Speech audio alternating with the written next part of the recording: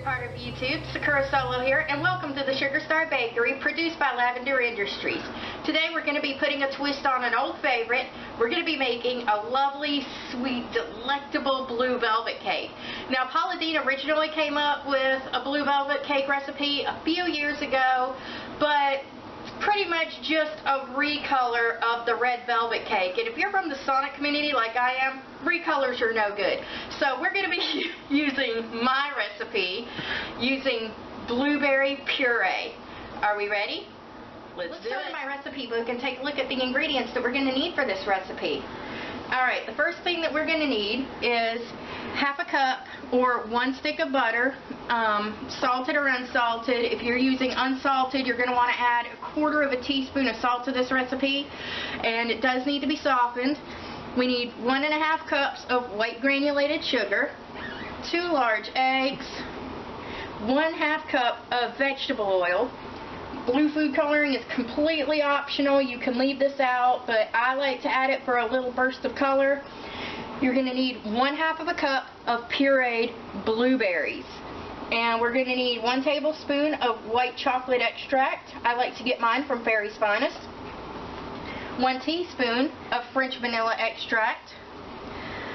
1 3/4 cups of Swansdown cake flour. I'm actually using Pillsbury cake flour today because the store was out of the usual cake flour that I use, so we're just going with this today.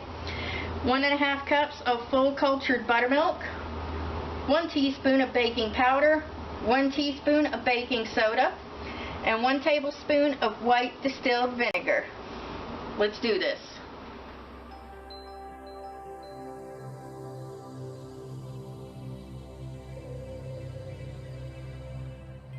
Alright, we've got our oven preheating to 350 degrees Fahrenheit. Now we're going to start combining our ingredients in order in our mixing bowl. Alright, to start off with, we're going to cream together our butter, softened to room temperature, and our sugar. Alright, get a good look at that. Look at how the butter's stuck up in there. That's funny. Alright. Ye olde obelisk of butter. Okay. Alright, now you're just going to want to cream this for a little while until it's nice and fluffy. Alright, now we've got our butter and our sugar combined. Look at how nice and fluffy that is. See the consistency that you kind of want there? It's all together evenly. You got this consistency that you can kind of cut with your spatula. Now what we're going to do, we're going to go ahead and we're going to add our eggs. And we're going to go ahead and at the same time, we're going to add our vegetable oil.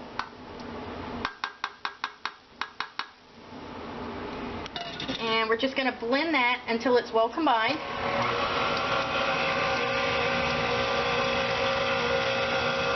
It doesn't really matter what speed you do, but just don't do it too high or you're going to have a mess. Don't hit the cameraman, okay? Right. Absolutely not. Alright, now we're going to add this lovely blueberry puree. Now you can use fresh blueberries or you can use frozen blueberries that you've thawed out, or you can use the canned blueberry pie mix. Your choice. I personally use fresh. It's completely up to you. So we're just going to throw in those lovely blueberries. I know, right? And mix them in a little bit slow at first. And just look at that gorgeous color. You know what's funny? They call them blueberries, but they're actually kind of purple. As good as they taste, though, I'm not going to complain. So, you're just going to beat that until it's well combined. Alright, now that our blueberry puree is evenly combined into the mixture, we're going to go ahead and add our extracts. It's going to be 1 tablespoon of white chocolate extract. This is really going to smooth out the flavor and make it taste really excellent without overpowering everything. And the French vanilla extract. And I was going to use this, but that color is too lovely. I'm not messing with it. I am not sporking with that. That is too beautiful. So we're just going to beat that just a little bit until it's well combined. And then we're going to move on to our cake flour and our buttermilk. Alright, now that we've got everything well and evenly combined in our blender, we are going to start adding our flour, our baking powder, and our buttermilk.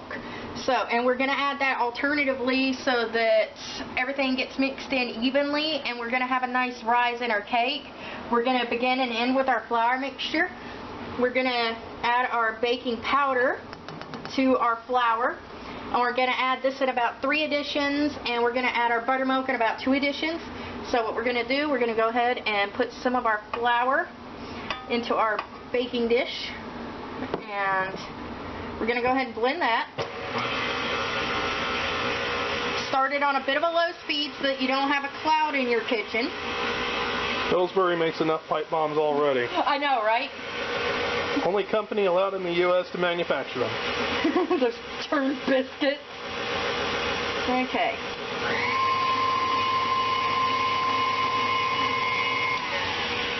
Alright, now add about half of your buttermilk.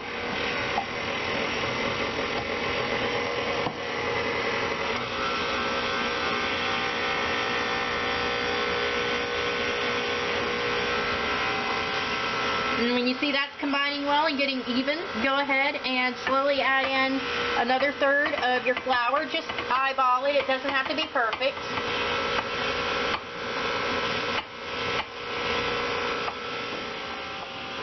Go ahead and add the buttermilk.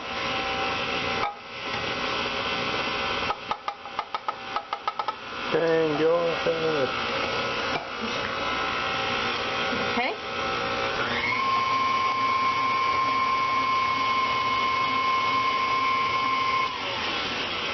Alright, and then go ahead and carefully add the rest of your flour mixture.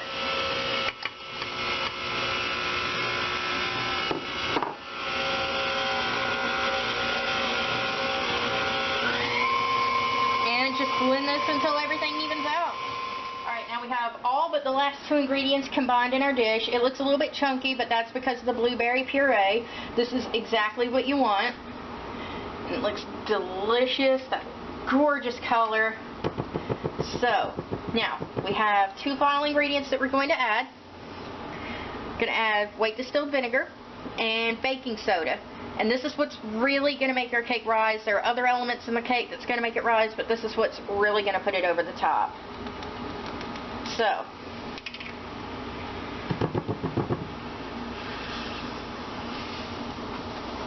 I'm just going to do that. Today in class we learned how to make volcanoes.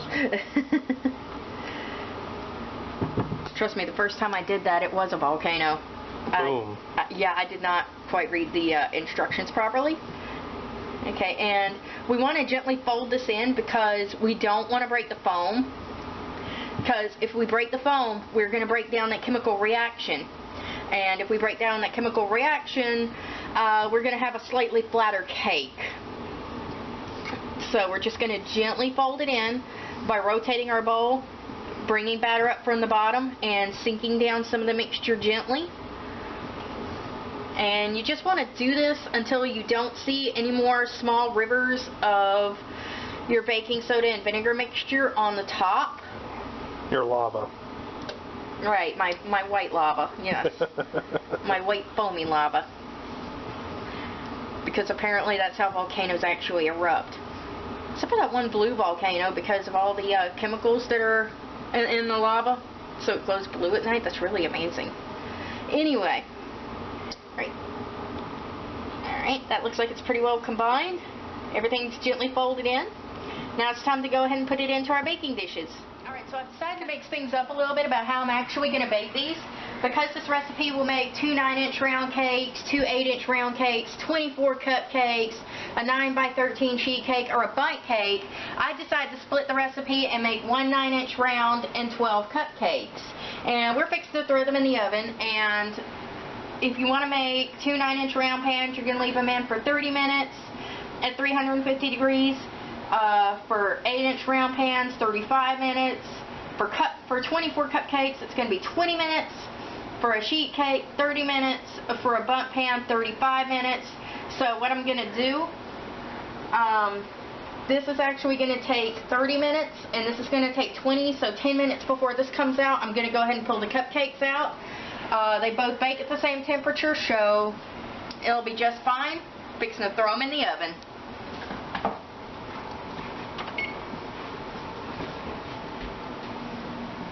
Step back, cameraman. I don't want to burn you. You're too cute to burn.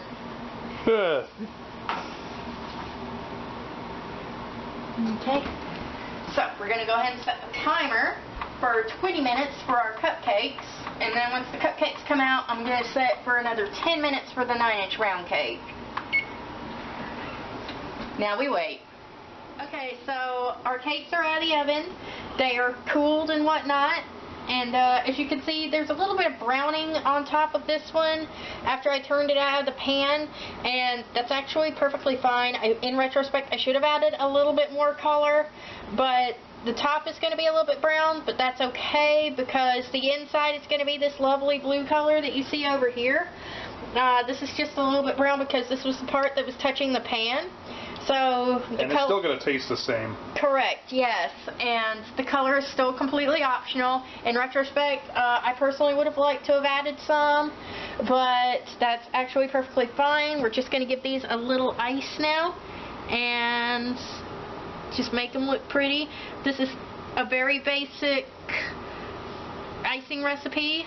It is my redneck proof buttercream. It is 3 ingredients. I'll show you how to do that in a later video. And now with a red velvet cake, you would... Oh, crud. Oh, crud. Oh, no! I put too much in the bag. Yeah, okay, that was my fault. Oh, well, it'll still be fine. This is fine. All right, it's fine. Everything's fine. Okay, we're back with take 2 after that little disaster. My bad completely. I put too much buttercream in my piping bag. Tip to you, don't overfill your piping bag. Crud will happen. But anyway, like I was saying before crud did happen, this is my redneck proof buttercream. It's basically 3 ingredients. I'll show you how to make it in a future video. Not redneck proof enough for the bag. Anyway. Get dunked on. Anyway, we're just going to go ahead and ice these up, and we will be back in a few minutes. Alright, well, after a few little altercations, I got the cake iced with my redneck proof buttercream, not a word, and used a few of my remaining blueberries and a little bit of silver sanding sugar, and it looks like things came out pretty good. This cake is really delicious, really smooth, really fluffy, and really light. And I hope that y'all try it and enjoy it. If y'all try any of my recipes, take a pic, send it to me, leave a comment down below, subscribe, like, let me know in the comments what you'd like to see from our channel, and just y'all have a blessed day.